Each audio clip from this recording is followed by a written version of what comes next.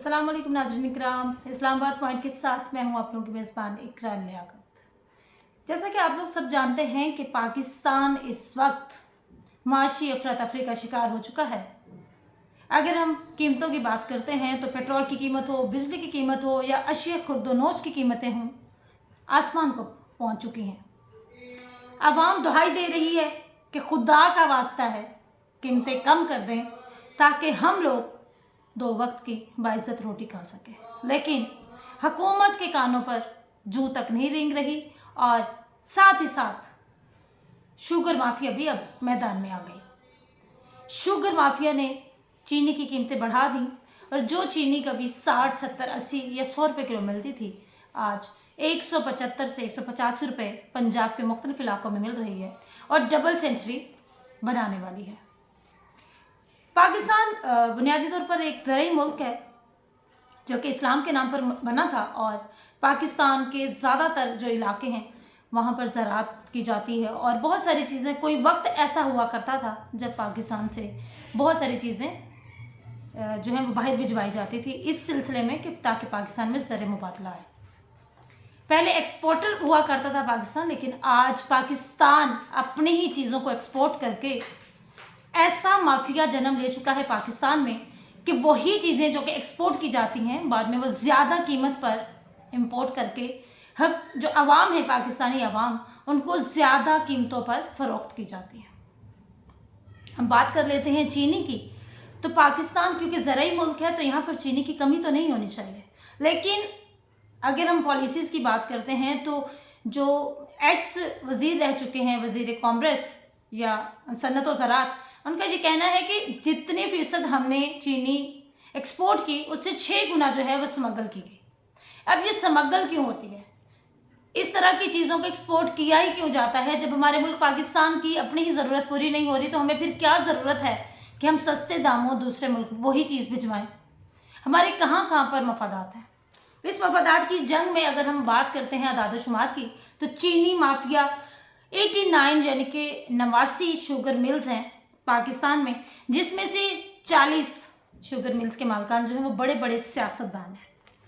Sugar mills मालकान में परवेज़ मुशर्रफ के right hand की अगर हम बात करते हैं, जब परवेज़ मुशर्रफ का दौर था तो जनूबी पंजाब से एक नाम नहाद इंसान सियासत में आता है, परवेज़ मुशर्रफ का राइट हैंड रहा और पाकिस्तान तहरीक इंसाफ के दौरे हुकूमत में उसने बहुत ज़्यादा अपने ज़ात के लिए मफादात बटोरे और मुख्तलिफ मिनिस्ट्रियों के वज़ीर भी रहे। जहांगीर तरीन साहब, जो कि अगर हम उनके बिज़नेस की बात करते हैं तो 16% 14 से 16% जो पाकिस्तान में शुगर मिल्स के मफादात हैं वो सिर्फ उस एक बंदे के जुड़े हुए हैं, जहांगीर तरीन के, जो कि जनूबी पंजाब पर उनका राज है। और आजकल क्रिकेट टीम की जो मुल्तान सुल्तान है वो भी उनके बेटे अली तरीन की है। तो अरबों रुपए का उनका बिजनेस है। तो इस तरह अगर 1 रुपये भी चीनी की कीमत बढ़ती है तो उनको कितने अरबों रुपए का फ़ायदा होता है, क्योंकि 16% शेयर्स जो हैं वो सिर्फ जहांगीर तरीन साहब के हैं। इसके साथ साथ हम बात करते हैं साबिक सदर पाकिस्तान की, जो कि पाकिस्तान पीपल्स पार्टी के रुहे रवां भी हैं, जुल्फ़िकार अली भुट्टो साहब के दामाद भी थे, बेनज़ीर भुट्टो साहिबा के खामद थे, और चेयरमैन पाकिस्तान पीपल्स पार्टी बिलावल भुट्टो के वालिद साहब हैं। ओमनी ग्रुप के ज़रिए 9 मिल्स के मालिक हैं और आसिफ अली जरदारी के साथ साथ जो उनके राइट हैंड के तौर पर काम करते हैं वो डॉक्टर फहमीदा मिर्ज़ा और उनके शौहर जुल्फ़िकार मिर्ज़ा शामिल हैं, जो कि उनकी ब्लैक मनी लॉन्ड्रिंग और बराह रास्त चीनी के कारोबार से वाबस्ता हैं। और उनकी जितनी भी चीज़ें होती हैं, जितने भी काम होते हैं आसिफ अली जरदारी के, ये उनके राइट हैंड्स में शुमार होते हैं और इनके मफादात भी बराह रास्त जुड़े हुए हैं। उसके साथ साथ हम बात कर लेते हैं तीसरे नंबर पर जिनका नाम आता है चीनी माफियाज में, वो खुसरो बख्तियार हैं और उनके भाई हाशिम जवां बख्त साहब हैं। कभी मुशर्रफ साहब के साथ थे तो कभी इमरान खान के साथ खड़े हो गए, आजकल इमरान खान के खिलाफ हुए पड़े हैं। ये वो लोग हैं जो कि चढ़ते सूरज के पुजारी होते हैं, जिसके ऊपर ज़रा मुश्किल वक्त आता है उसके खिलाफ हो जाते हैं और चढ़ते सूरज की तरफ, जिस तरफ हवा का रुख होता है ये लोग भी हवा का रुख मोड़ने की बजाय हवा के रुख के साथ साथ चल पड़ते हैं। हमायूं अख्तर खान, इनका ताल्लुक भी पाकिस्तान तहरीक इंसाफ से है। ये इनका भी बहुत बड़ा हिस्सा जो है, एक कारोबार का एक हिस्सा और मुनाफे का एक हिस्सा जो है वो चीनी की कीमतों से वाबस्ता होता है। अगर हम शरीफ बरादरान की बात करें, जो कि जिनकी गुज़िश्ता हुकूमत थी 16 माह उन्होंने हुकूमत की, पीडीएम के साथ उनका ताल्लुक था और इससे पहले भी कई दहाइयों से पाकिस्तान पर हुकूमत कर रहे हैं। उनके कारोबार, उनका घर बाहर, उनका असल मुल्क इंग्लैंड है, लेकिन पाकिस्तान में सिर्फ वो हुकूमत करने के लिए आते हैं, पैसा बटोरते हैं, मुनाफे उठाते हैं और फिर अपने असली घर वापस चले जाते हैं। आजकल भी उन्होंने यही किया कि जैसे उनके 9 अगस्त को हुकूमत ख़त्म होती है, उसके बाद बच्चे अपने असली घर वापस चले गए, यानी कि ददियाल वापस चले गए।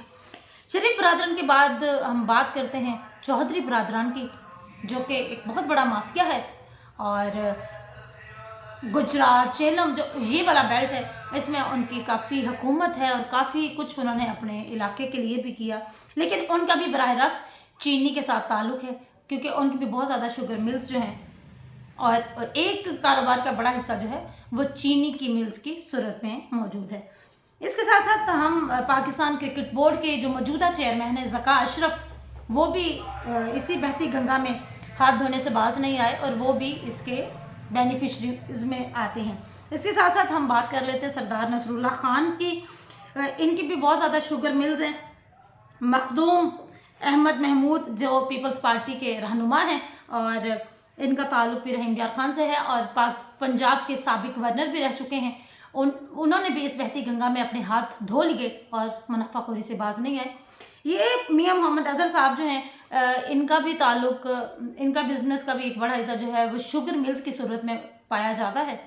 89 मिल्स हैं, जिसमें से 40 मिल्स के मालकान जो हैं वो सियासतदान हैं, बाकी गरीब आवाम की हैं। तो जो मेन मिल्स होती हैं, क्योंकि जो नॉर्मल लोगों की, ज़ाहिर सी बात है, हर बंदे के मफादात वाबस्ता होते हैं और जब बात मफादात की आती है तो मफादात की जंग में सब जायज़ होता है।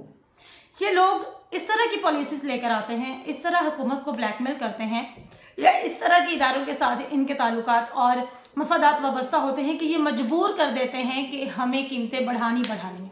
कीमत अब एक इदारा तो नहीं बढ़ाता कि मतलब चीनी वाले हैं तो चीनी वालों ने अपनी कीमत बढ़ा दी। Ministry of commerce, ministry of finance, ministry of planning, ये तमाम मिनिस्ट्रीज आती हैं जिनके मफादात जुड़े होते हैं। तो इसका खमियाजा किसको भुगतना पड़ता है? इसका खमियाजा हम जैसी गरीब आवाम को भुगतना पड़ता है, क्योंकि गरीब आवाम तो अपने हक के लिए उठती नहीं है। हमने हर दफ़ा जब भी इलेक्शन आना है, इन्होंने हमारे सामने कशकोल लेके आ जाना है कि हमें वोट दो, और हमने इनको वोट देने, मजबूरी है ना। ज़ात पात, कहीं पर जट एमएनए है तो हमने उसको वोट देना है, कहीं पर बरादरियाँ फिर सामने आ जाती हैं। लेकिन आज सवाल ये है कि आज गरीब आवाम भूखी मर रही है, सड़कों पर सरापा एहतजाज है, बिजली की कीमतों के साथ साथ फ्यूल की प्राइसेस बढ़ने के साथ साथ अशिया खुर्दोनेश की किल्लत हो गई है। और चीनी की कीमत जो है, चीनी माफिया ने डबल सेंचुरी के तकरीबन पहुंचने वाली है, डबल सेंचुरी होने वाली है। और जब डबल सेंचुरी क्रॉस होती है तो फिर तो जाहिर सी बात है ट्रिपल सेंचुरी भी हो सकती है, 4 सेंचुरियाँ भी कंप्लीट हो जाएंगी, तो क्या फ़र्क पड़ता है। ये सारा कुछ आप लोगों के लिए सवालिया निशान है कि हमने अपनी आंखें खुली रखनी है या आंखें बंद करके फिर से इन्हीं लोगों पर एतबार करना है जो कि ये चाहते ही नहीं है कि गरीब बंदा जो है वो बाइज्जत तरीके से ज़िंदगी गुजार सके। नाज़रीन इकराम, ये सवाल है आप लोगों के लिए कि आने वाले इलेक्शन में आपका इंतखाब क्या होगा।